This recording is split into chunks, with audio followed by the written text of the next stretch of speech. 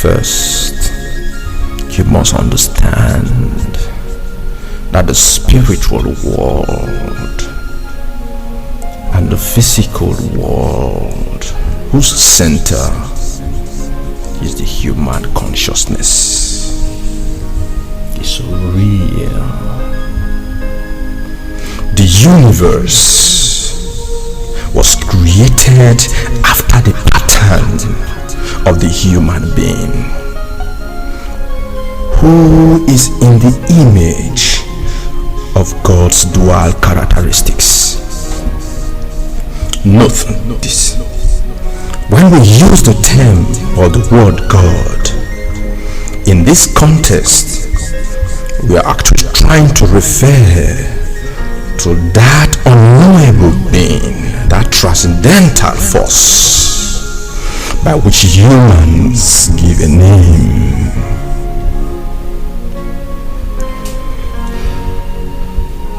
So with that being said, we have to understand that the human possesses an internal nature which we call the mind, and the external nature or the external form which we call the body, which is this physical cargo which you can see. Just flow with me, we will explain the deep mystery of life in this audio tape.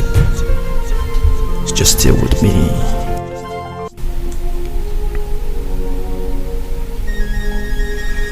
Corresponding to the human mind and body, the universe also consists of the invisible world, which we call the spiritual world, and the visible world, which we call the physical world, both of which are so very real and substantial. The invisible world is so called because we cannot perceive it through our five senses. The two worlds together form the cosmos as we know it. Having this basic understanding will prepare us for what is to come. The mystery that causes change in the realm of the physical, through what we call the mind vibration, conscious observation,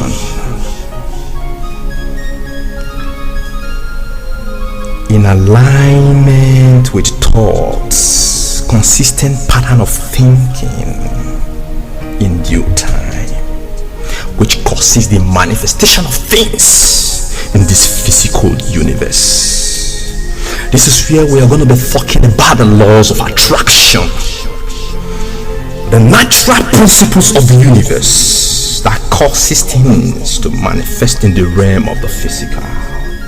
When we delve into quantum mechanics, when we observe the natures of subatomic particles, how they exist in a hazy form, undefined, but when a conscious observer tries to observe the characteristics of the subatomic particles, immediately something strange happens in that subatomic state.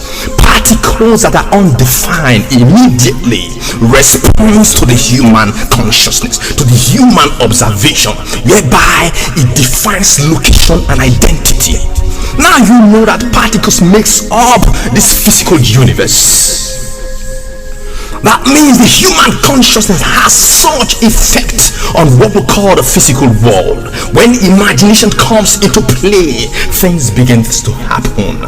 When thoughts are powered with strong vibration, things begin to happen. I will take it slowly.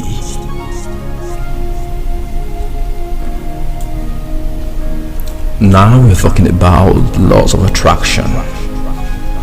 Some of you do not really understand the theme, the laws of attraction. We're talking about the mystery that encompasses the manifestation of things in this physical world. Now let's talk about something really amazing, and I want you to pay absolute attention to what I'm trying to say right now. You see, I'm about to unveil one of the strangest hidden occultic secrets in this physical world of fun.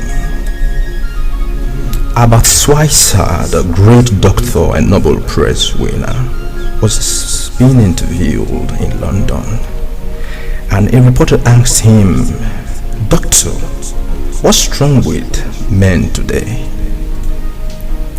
The great doctor was sad in a moment. Then he said, "Men simply don't think."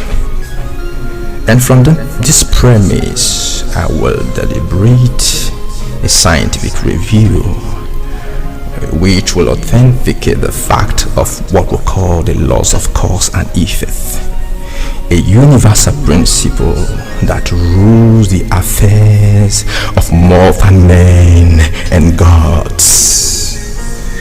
The illusions in higher dimensions, climbing through the unending scale of soul growth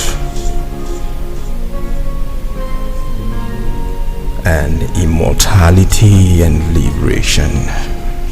For this is the sole purpose of the soul in the world of form, binded upon the laws of cause and effect.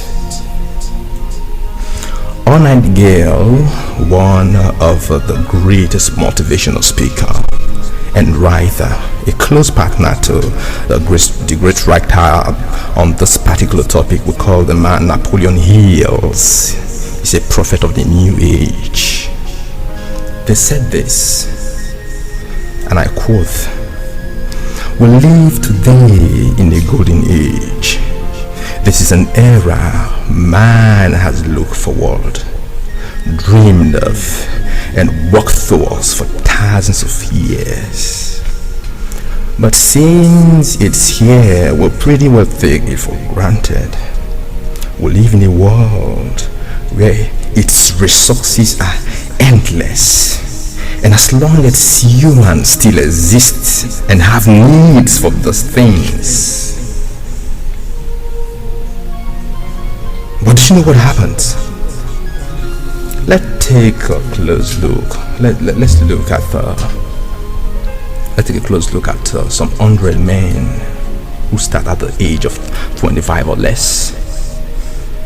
Do you have any idea to what will happen to those men by the time they are about 60 and 65? These 100 men will start even at the age of 25 or less, believe that they are going to be successful. If you ask any of those men if he wanted to be a success, you will notice they really do, and you will notice he was eager towards life. But by the time they are about 65, one will be rich, 4 will be financially independent, 5 will still be working, and 64 will be broke. Now think for a moment. Out of those 100, only 5 makes the grade. Why do so many feel? What has happened to the sparkle in their eyes? What has become of the dreams, the hope, or the plans? And why is there a large despair in between what these men intended to do and what they are actually accomplishing?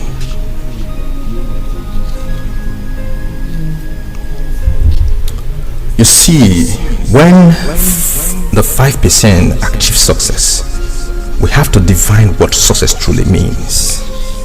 And here is the definition I think I grade so far. And it says, success is a progressive realization of a worthy idea. If a man is walking towards a predetermined goal and know what he is anticipating to get out of life, he is a success. If he's doing that which will lead him to what he's actually desiring to be, it's a success indeed. So I must say success is a worthy, it's a progressive realization of a worthy idea. This definition came from Nightingale, and I really love this definition so much. So some people believe that life is shaped by circumstances, by things that happen to them, by external forces.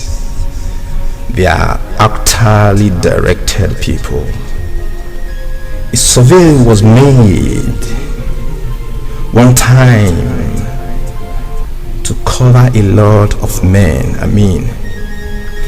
These men were asked this question: why do you work?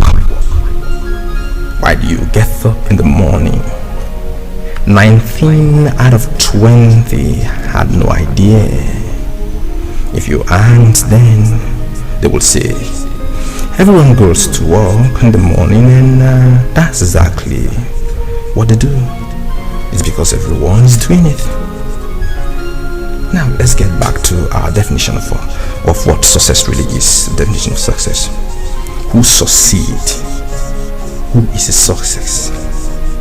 And I will say the only man who succeeds is that man that has progressively realizing a worthy idea. It is that man who says, I'm going to become this, and then begin to walk towards that goal. I will briefly tell you who successful people are. If success is a school teacher who teaches in a school because that's exactly what he or she wants to do. If success is a mother, or you can say success is a wife and a mother who wants to become a wife and a mother and get fulfillment in trying to fulfill this desire to become a mother and a wife, and she's doing a good job out of it. A success is that man who runs the corner gas station because that's what he wanted to do. A success is anyone who is doing deliberately a predetermined job because that's what he or she has decided to do deliberately. But only 1 out of 20 does that. This is the reason why competition is named. Instead of competing, why not create? So what's the greatest key secret? If one knew about can establish a lifetime insurance policy against failure, lack, poverty, low self-esteem. Well, I have discovered it, and I will tell you right away. I just want you to pay absolute attention to what I'm trying to say.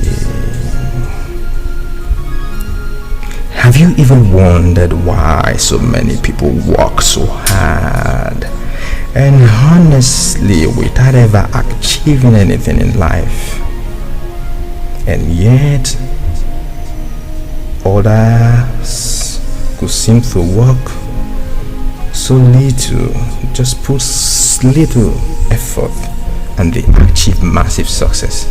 Things just seem to work for them. They have the magic touch. You must have heard this statement uttered by people that says everything it touches turns to gold. And have you noticed that a man who tends to be successful always becomes successful and continue to be successful, and at the other end, a man who is a failure continues to fail and wallow in that stream of failure consistently? It is because of goals. Some of us have them and some of us don't. People with goals succeed because they know where they are headed. Oh my girl. Now let's go back to the strangest secret in the world, the story I intend to reveal to you. Why do men with goals succeed in life and men without goals fail? I will tell you something that, if you truly understand it, will alter your life completely and almost immediately. If you understand this, if you understand what I'm going to tell you now, from this moment on, life will never be the same again. You will suddenly find that good luck just seem to be attracted to you by things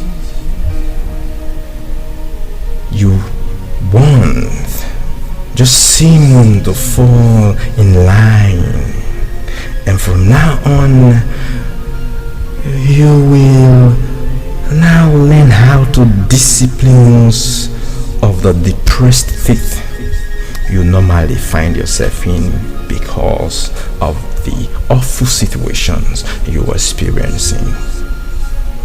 Finally, here is a key to success and the key to failure. Are you ready? Just a short word, and you'll be amazed that this is the secret, the greatest and the strangest secret that makes people successful and people failure in life. Now listen to it. What is the secret? We become what we think and feel. Very short, but I will explain. Throughout history, the great wise men, teachers, including modern day mystics, seers, and prophets, have disagreed with one another on many different things. It is only on this one point that they are in complete unanimous agreement. Listen to what Marcus Aurelius, the great Roman emperor, said, and I quote, "A man's life is what his thoughts make of it." And finally, the great Napoleon Hill, the bestseller on this topic, said in his book titled Think and Grow Rich, Napoleon Hill said, "Whatever the human mind can conceive and believe, it can achieve." This is the strangest secret. It doesn't really matter about the religion you belong to. The human mind encompasses what we call the mystery of life. When you think, when you feel, these are the ingredients that make up what we call vibrations. With this couple understanding of what goes on in the human etheric system, you couple your imagination like you are viewing the world the way you want it to be. You think about it so intensely. You feel it, what we call emotion. These are the ingredients that makes this come to pass. If you can understand this simple mystery, life must change. This is the strangest secret that causes things to manifest in the realm of form and things. Have peace. Hello, friends and family. I want to appreciate you for listening to this audio tape. Please, I have a request. I want you to subscribe to my YouTube channel and also like our Facebook page. More of those messages will be featured via the YouTube channel and the Facebook page. So please just support me, okay? You can also follow me on Instagram and I follow you back immediately as well. This is Kelvin speaking. I love you.